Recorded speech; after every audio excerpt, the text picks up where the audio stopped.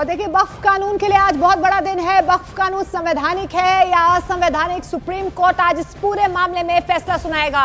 Supreme court ने सुबह 10:30 बजे इस पर फैसला सुप्रीम कोर्ट से आ सकता है। देश में वक्फ कानून लाने और लागू होने के बाद इसके खिलाफ सुप्रीम कोर्ट में याचिका दायर की गई थी, जिसमें इस कानून को संविधान के खिलाफ बताया गया था। इस मामले में 3 दिनों तक लगातार सुनवाई हुई थी। इस दौरान सभी पक्षों की दलीलें सुनी गई थी और फैसला आज तक के लिए सुरक्षित रख लिया गया था। 3 दिन तक ये सुनवाई चली, जिसके बाद फैसला सुरक्षित रख लिया गया है।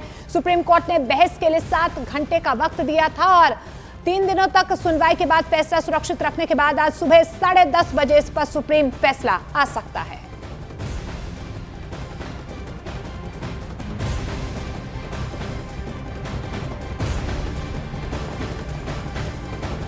और सुप्रीम कोर्ट में वक्फ कानून पर सुनवाई के दौरान कई मुद्दे उठाए गए थे, जिन पर याचिकाकर्ताओं की मांग पर गौर करते हुए सुप्रीम कोर्ट फैसला सुना सकता है। कौन से मुद्दे थे, आइए आपको बताते हैं। पहला मुद्दा, क्या वक्फ की संपत्तियों को अपनी सुनवाई तक डी नोटिफाई किया जा सकता है? इस पर सुप्रीम कोर्ट आज फैसला ले सकती है। इसके साथ ही आपको यह भी बता दें, सुनवाई के दौरान वक्फ बोर्ड के सदस्यों से जुड़ा हुआ मुद्दा भी उठाया गया था, जिसमें कहा गया था कि बोर्ड के पदेन सदस्यों को छोड़कर सभी सदस्य मुस्लिम होने चाहिए। वहीं कलेक्टर की जांच के दौरान संपत्ति को वक्फ की संपत्ति नहीं माना जाएगा। इस मुद्दे पर भी सुप्रीम कोर्ट आज आगे की स्थिति इस पर क्या रहने वाली है, ये साफ कर सकता है। इसीलिए आज सुप्रीम कोर्ट क्या कहता है पूरे देश की इसी पर नजर है।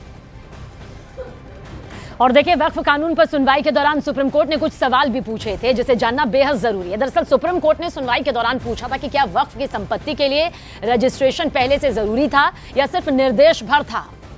और इसके अलावा सुप्रीम कोर्ट ने पूछा कि क्या वक्फ की प्रॉपर्टी एएसआई के दायरे में आने से धर्म पालन का हक छिन जाता है। वहीं सुप्रीम कोर्ट ने पूछा था कि क्या एएसआई की संपत्ति में प्रार्थना नहीं हो सकती। वक्फ बोर्ड के सदस्यों के बारे में भी सुप्रीम कोर्ट ने सवाल किए थे और पूछा था कि बोर्ड में गैर मुस्लिमों का बहुमत कैसे हो जाएगा। कोर्ट ने यह भी कहा था कि कहां लिखा है कि सांसद गैर मुस्लिम ही होगा। तो ये सवाल यहां पर सुप्रीम कोर्ट की तरफ से पूछे गए थे। तो ये सुप्रीम कोर्ट के यहाँ पर सवाल रहे, लेकिन आज 10:30 बजे की तस्वीर सबसे ज्यादा खास होगी, क्योंकि सुनवाई यहाँ पर होगी और वो आदेश भी सामने आएगा, जिसका इंतजार इस वक्त पूरा देश कर रहा है।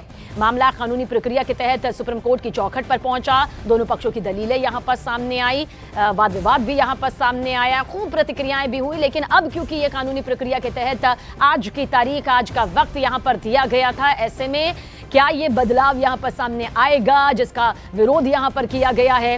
वक्फ संपत्ति में विवादों की जो झड़ी है, देखिए वो काफी लंबी है। ऐसे में सुप्रीम कोर्ट में ये सुनवाई होनी है, जिसका फैसला सुबह 10:30 बजे के करीब सामने आ सकता है। और अब जो ये सुप्रीम फैसला है, वही एक बड़ी तस्वीर लेता हुआ नजर आएगा, क्योंकि संवैधानिक तौर पर तो ये सामने आ चुका है, लेकिन जैसे ही ये कोर्ट तक के चौखट तक पहुंचा, तो उसके बाद अब इंतजार उस तारीख का रहा, उस वक्त का रहा, जो आज की तारीख और सुबह 10:30 बजे का ये वक्त यहाँ पर है, जिसमें आखिर क्या कुछ जिस बदलाव का जिक्र किया जा रहा है, जो सवाल यहाँ पर उठाए जा रहे थे, जिस पर खुद सुप्रीम कोर्ट ने भी कुछ सवाल पूछे और इन्हीं सवालों के जवाब के साथ में कहा जा सकता है कि आज सुबह 10:30 बजे, यानी कि बहुत ज्यादा देर का वक्त नहीं है, करीब 1 घंटे का ये वक्त है, जब बड़ी तस्वीर नजर आएगी, खासतौर से उस आदेश को लेकर जो कि सुप्रीम कोर्ट के दरवाजे से निकलकर पूरे देश तक यहाँ पर पहुंचेगा।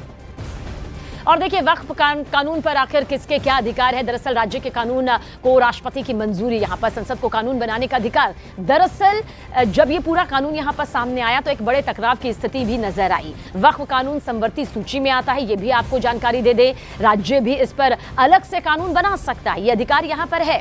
राज्य के कानून को राष्ट्रपति की मंजूरी यहाँ पर हालांकि जरूरी है, संसद को कानून बनाने का अधिकार है और इसी प्रोसेस के तहत हमारे कानून बनते हैं। इसी प्रोसेस के तहत जो प्रक्रिया होती है, वो बिल से कानून की अमली जामे में दिखाई भी देता है। लेकिन देश में वक्फ की संपत्ति, जिसे लेकर बार बार सवाल यहाँ पर होते रहे, ये अचल संपत्तियों की ये पूरी पंजीकरण आपके सामने यहाँ पर आ गया है। और आपको बता दें कि ये देश में वक्फ की संपत्ति आपको नजर आ रही होगी। तो वक्त पर आज सुप्रीम कोर्ट का अहम फैसला है और इस फैसले को लेकर आप तक ये बात पहुंचा दें कि 10:30 बजे का वो वक्त यहां पर तय किया गया है, जब सुप्रीम कोर्ट की चौखट से ये फैसला यहां पर निकलकर सामने आएगा।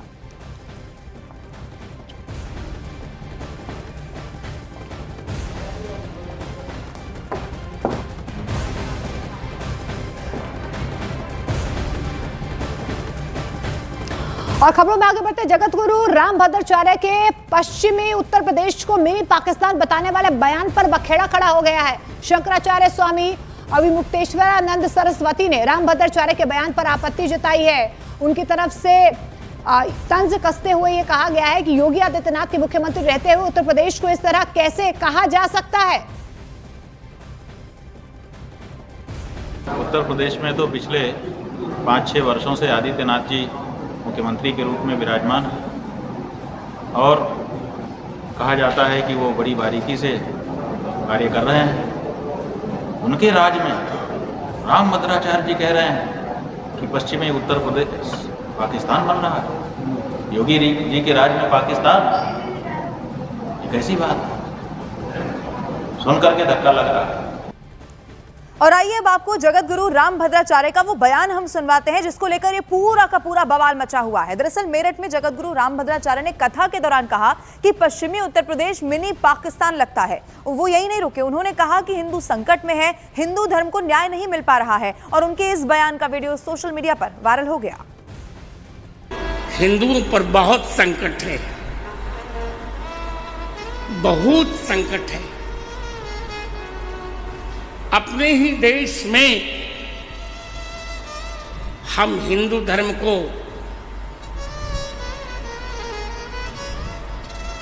उतना न्याय नहीं दे पा रहे हैं।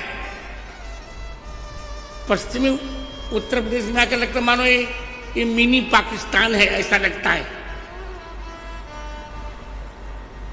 तो अब हमें मुखर होना है,